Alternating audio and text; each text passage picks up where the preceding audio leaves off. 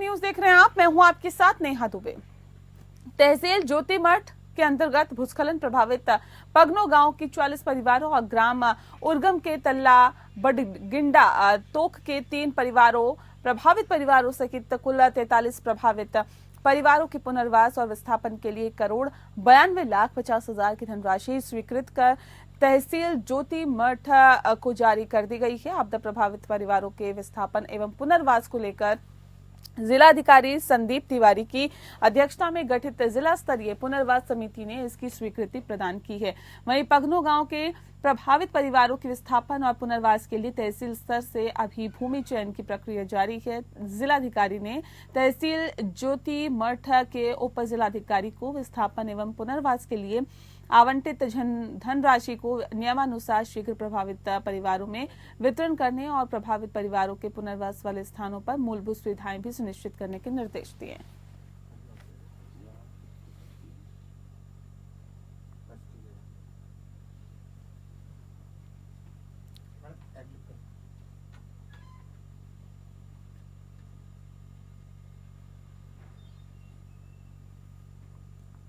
तो बता दें आपको कि पुनर्वास और विस्थापन का जो मसला है वो लगातार बढ़ता जा रहा है। आपदा प्रभावित परिवारों के विस्थापन एवं पुनर्वास को लेकर जिलाधिकारी संदीप तिवारी की अध्यक्षता में गठित जिला स्तरीय पुनर्वास समिति ने इसकी स्वीकृति प्रदान की है। वहीं पगनो गांव के प्रभावित परिवारों के विस्थापन और पुनर्वास के लिए तहसील स्तर से अभी भूमि चयन की प्रक्रिया जारी है।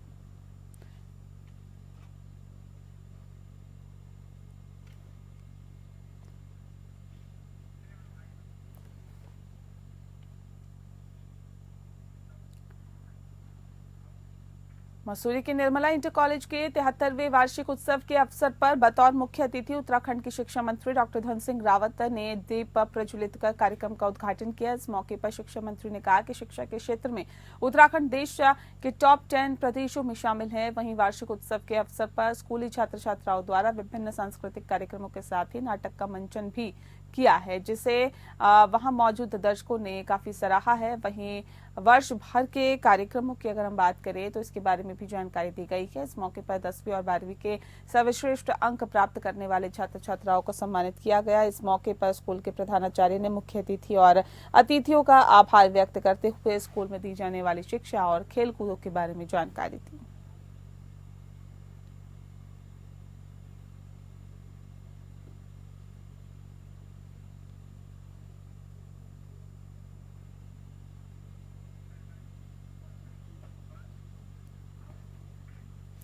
मुरादाबाद रेल मंडल के अंदर करीब 10 सालों के बाद ट्रेड यूनियन के चुनाव हो रहे हैं। 5 यूनियनों में से 35% से ज्यादा वोट पाने वाली यूनियन को सरकार द्वारा मान्यता दी जाएगी। चुनाव को लेकर ट्रेड यूनियनों से जुड़े कर्मचारियों में खासा उत्साह देखा जा रहा है। हरिद्वार रेलवे स्टेशन पर कड़ी सुरक्षा के बीच चुनाव कराए जा रहे हैं। बैलेट पेपर से चुनाव कराए जा रहे हैं और सीसीटीवी की सुरक्षा के साथ ही पुलिस बल भी तैनात कर दिया गया। बता दें कि इस बार मुरादाबाद मंडल में 16,000 से ज्यादा कर्मचारी मुरादाबाद मंडल में ट्रेड यूनियनों का भविष्य तय करेंगे। इस वर्चस्व की जंग में आज वोटिंग के बाद 12 दिसंबर को चुनाव परिणाम घोषित किए जाएंगे। लिहाजा हरिद्वार रेलवे स्टेशन पर रेलवे कर्मचारियों में खासा उत्साह देखा जा रहा है।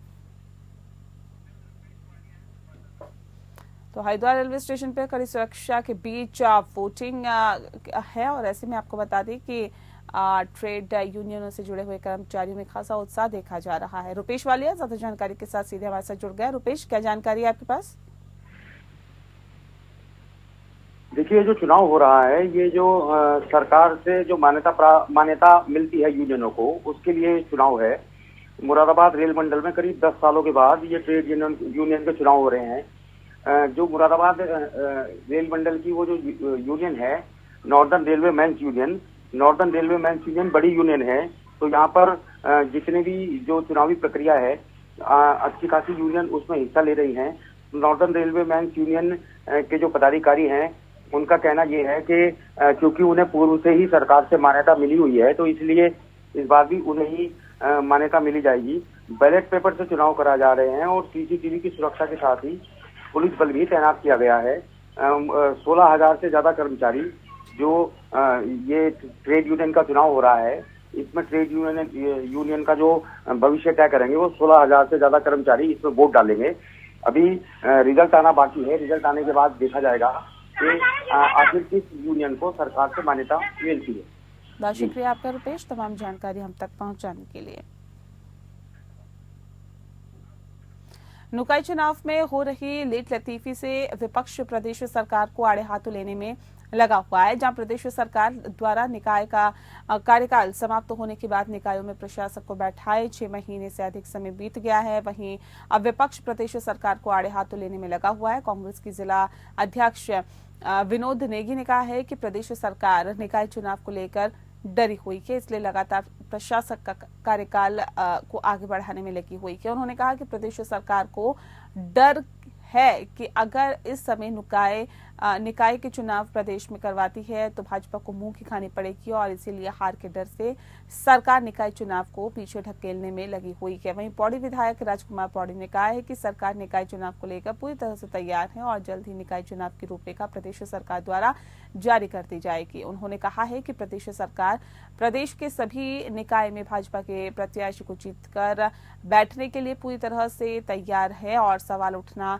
लाजमी है कि अगर प्रदेश सरकार निकाय चुनाव को लेकर सहज है तो लगातार प्रशासक का कार्यकाल आखिर क्यों बढ़ाया जा रहा है।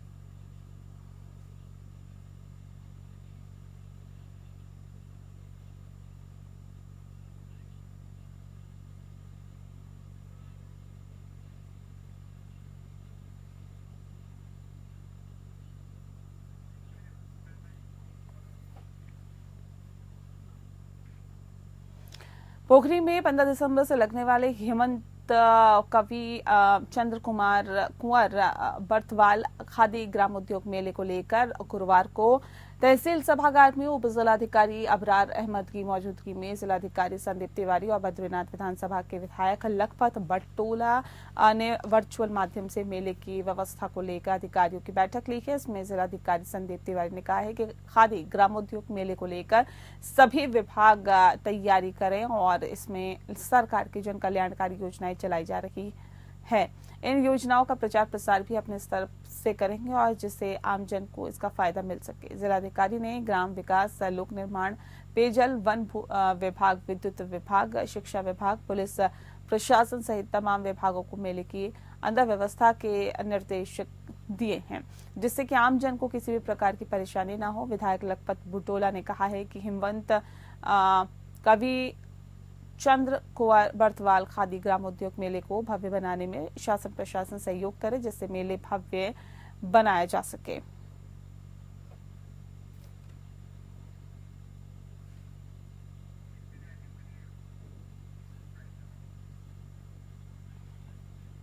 मेले की व्यवस्था को लेकर अधिकारियों को निर्देश दिए गए हैं। बता दें आपको कि जिस तरह से निर्देश दिए गए हैं, बताया ये जा रहा है कि जिसमें अधिकारी संदीप तिवारी ने कहा है कि खादी ग्राम उद्योग मेले को लेकर सभी विभाग तैयारी करें और जिसमें सरकार की जन कल्याणकारी योजनाएं चलाई जा रही है और इन योजनाओं का प्रचार प्रसार भी अपने स्तर से करेंगे जिससे आम जन को फायदा मिल सके। और जिलाधिकारी ने ग्राम विकास, लोक निर्माण, पेयजल विभाग और विद्युत विभाग, शिक्षा विभाग, पुलिस प्रशासन सहित तमाम विभागों को मेले में व्यवस्था करने के निर्देश दिए हैं जिससे कि आमजन को किसी भी प्रकार की परेशानी ना हो। और विधायक लखपत बुटोला ने कहा है कि हिमवंत कवि चंद्र कुमार बर्तवाल खादी ग्राम उद्योग मेले को भव्य बनाने में शासन प्रशासन सहयोग करे जिससे कि मेले भव्य बनाए जा सके।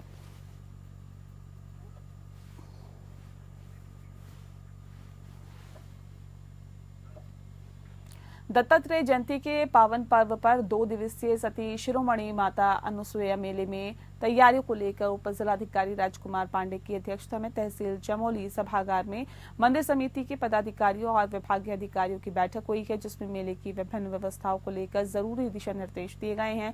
सती माता अनुसूया मेला 14 और 15 दिसंबर को आयोजित होगा और मेले में लोक निर्माण विभाग को अनुसूया पैदल मार्ग मंदिर परिसर में अत्रि मुनि आश्रम मार्ग और खल्ला मंडल सड़क को दुरुस्त करने के निर्देश दिए गए हैं। जल संस्थान को मंदिर परिसर और पैदल मार्ग में पेयजल व्यवस्था सुचारू रखने और वन विभाग और तहसील प्रशासन को अलाव की व्यवस्था और पुलिस विभाग को यातायात प्रबंधन एवं सुरक्षा के सभी इंतजाम करने को कहा गया है। स्वास्थ्य विभाग को मेले के दौरान आवश्यक दवाओं के साथ ही डॉक्टर्स की तैनात करने और जिला पंचायत को नगर पालिका को साफ सफाई और पैदल रास्ते में अस्थायी शौचालय, विद्युत और उरेडा विभाग को पथ प्रकाश की समुचित व्यवस्था करने के निर्देश दिए गए हैं। उद्यान विभाग को फूल मालाओं की व्यवस्था और मंदिर गेट की सजावट करने के निर्देश भी दिए गए हैं।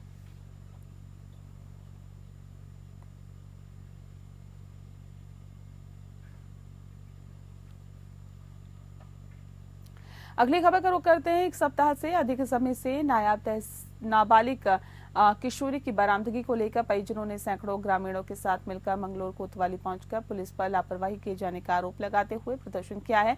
परिजनों ने आरोप लगाते हुए कहा है कि नाबालिग किशोरी 26 नवंबर को स्कूल के लिए निकली थी। स्कूल खत्म होने के बाद किशोरी घर वापस नहीं लौटी और अभी तक पुलिस ने किशोरी की तलाश नहीं की है और पुलिस किशोरी को नहर में डूबकर आत्महत्या किए जाने की बात कह रही है। वहीं सीओ मंगलोर विवेक कुमार ने बताया है कि पुलिस कंट्रोल रूम को सूचना मिली थी कि कोई नाबालिग किशोरी नसीरपुर कला के पास गंग नहर में डूब रही है और पुलिस ने काफी तलाश की, लेकिन नाबालिग किशोरी का कोई सुराग नहीं मिला।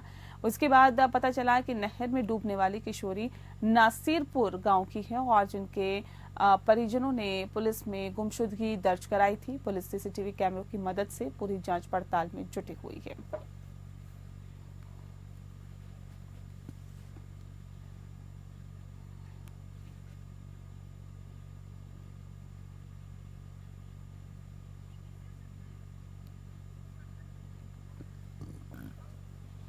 पौड़ी जिले में 21वीं पशु गणना पशुपालन विभाग में शुरू कर दी है और पशुपालन विभाग की टीम घर घर जाकर पशुओं की गणना कर रही है, जिससे कि पालतू और आवारा पशुओं की तादाद जिले में क्या है ये भी साफ हो पाए। 21वीं पशु गणना को फरवरी महीने तक पूरा करने का लक्ष्य पशुपालन विभाग में तय कर दिया गया है। मुख्य पशु चिकित्सा अधिकारियों ने पशुपालकों से अपील की है कि पशु गणना के लिए पहुंची टीम का पशुपालक सहयोग करें और पशुओं की जानकारी उनसे साझा करें, जिससे कि मवेशियों के उपचार से लेकर मवेशियों की मौत पर रखी गई है और मुआवजा राशि पाने पशुपालकों को कोई अड़चन न आ पाए।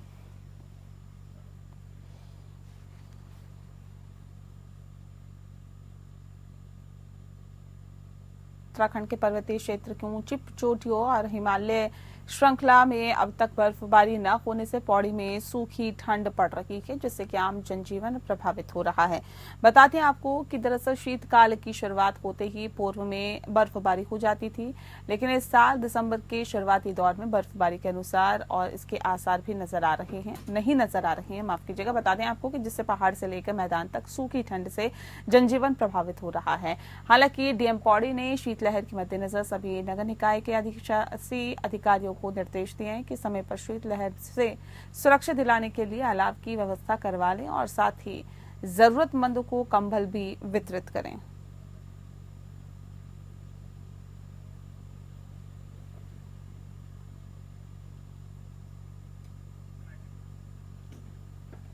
शीतलहर से सुरक्षा के लिए अलाव की व्यवस्था करें, ऐसा कहा है डीएम ने। और सूखी ठंड से जनजीवन प्रभावित हो रहा है। दिसंबर में भी पौड़ी में बर्फबारी नहीं होने से चिंता बढ़ गई है और बता दें आपको कि ये कहा गया है कि अलाव का सहारा ले ताकि इस ठंड को सूखी ठंड से बचा जा सके।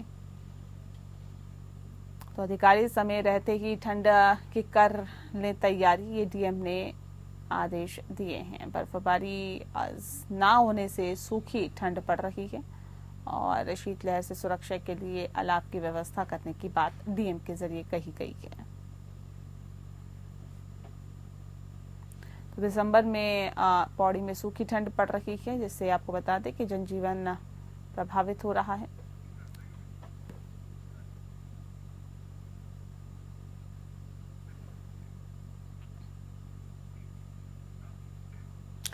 वहीं चमोली में पहाड़ों में बर्फबारी न होने से जहां पहाड़ वीरान पड़े हुए हैं, तो वहीं औली का विंटर सीजन में कारोबारियों की निगाह भी अब मौसम पर ही है। यदि सही समय पर औली में बर्फबारी होती है तो नए साल का जश्न मनाने के लिए पर्यटकों की संख्या में इजाफा होगा। होटल व्यवसाय से जुड़े हुए लोगों का कहना है कि पर्यटकों की केवल अभी तक मौसम को लेकर अपडेट मांग रही हैं। औली में नए साल के जश्न को मनाने के लिए भारी संख्या में पर्यटक औली पहुंचते हैं, लेकिन इस वर्ष अभी तक क्षेत्र में बर्फबारी नहीं हुई है, जिसको लेकर स्थानीय कारोबारी असमंजस की स्थिति में हैं।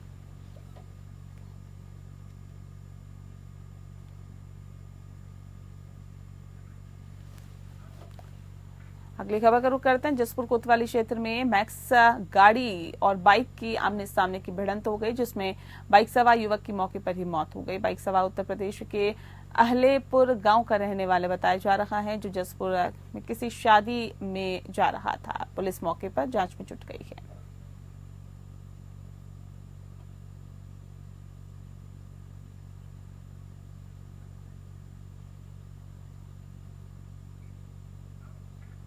मादक पदार्थों की तस्करी करने वाले तस्करों के विरुद्ध बागेश्वर पुलिस की कार्रवाई लगातार जारी है। बागेश्वर पुलिस टीम ने करीब 6 किलोग्राम अवैध चरस की तस्करी करते हुए एक व्यक्ति को गिरफ्तार किया है। जनपद में मादक पदार्थों की तस्करी की रोकथाम के लिए चलाई जा रही चेकिंग अभियान के तहत थाना कपकोट क्षेत्र में पुलिस टीम द्वारा अवैध मादक पदार्थों की चेकिंग के दौरान खाई बगड़ नई पुल से तिमला बगड़ कर्मी रोड पर मदन सिंह के पास से करीब 6 किलोग्राम अवैध चरस बरामद किया गया और उसे गिरफ्तार कर लिया गया। अवैध चरस बरामद करने वाली इस ओजी टीम को बागेश्वर के पुलिस अधीक्षक ने 2,500 रुपए नगद पुरस्कार देने की घोषणा की है। बता दें आपको कि अभियुक्त से बरामद अवैध चरस की अंतर्राष्ट्रीय बाजार में कीमत लगभग 10 लाख रुपए बताई जा रही है।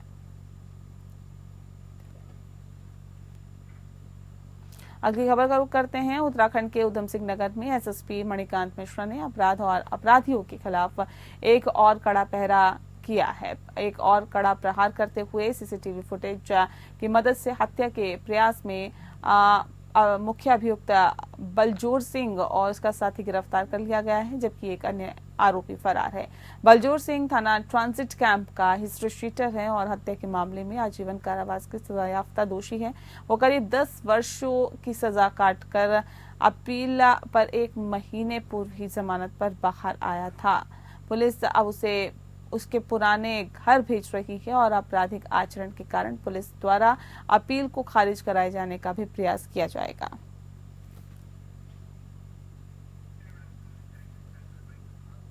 और बुलेटिन में फिलहाल के लिए इतना ही। नमस्कार।